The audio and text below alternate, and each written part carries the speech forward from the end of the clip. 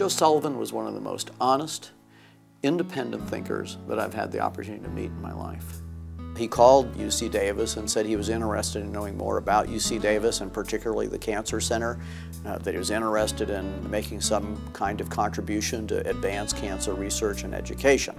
And so my friend introduced me and we both drove out to his house in North Sacramento, and we sat and chatted with Joe just in the garage as you might be on the front porch of any home in America, and just hearing about his perspectives on life and reminiscing about his life, letting him do some life review, and then also hearing about why he thought supporting cancer research and education at UC Davis was so important to him.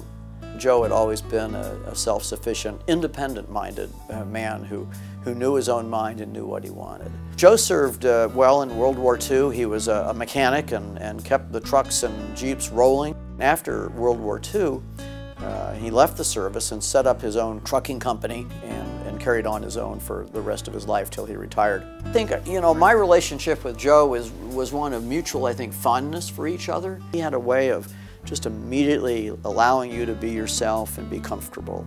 It was just a genuine type of relationship. Joe Sullivan left us a gift. He left us his entire estate, his home, and his savings account. And when you think that Joe did have a substantial savings account, which he certainly could have spent to improve his own life, but he didn't. He had made a commitment that he was saving his money toward cancer research and education. So I think I learned a fair amount about living while Joe was alive.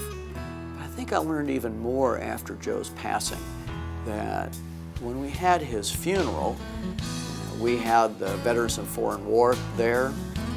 We had a flag folding ceremony. We played taps.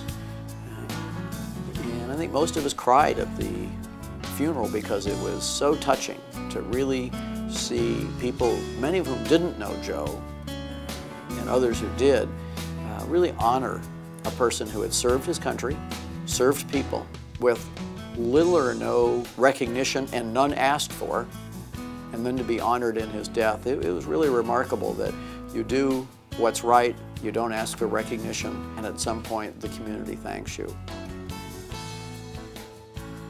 I think Joe really talks to us from his grave and saying, don't be satisfied either with the status of cancer treatment or diagnostics, but also don't be satisfied with the community, that as long as we have poverty, as long as we have young people who aren't getting the education they deserve that will lead them out of poverty and into a better life, that our communities will be better places to live, we can't rest.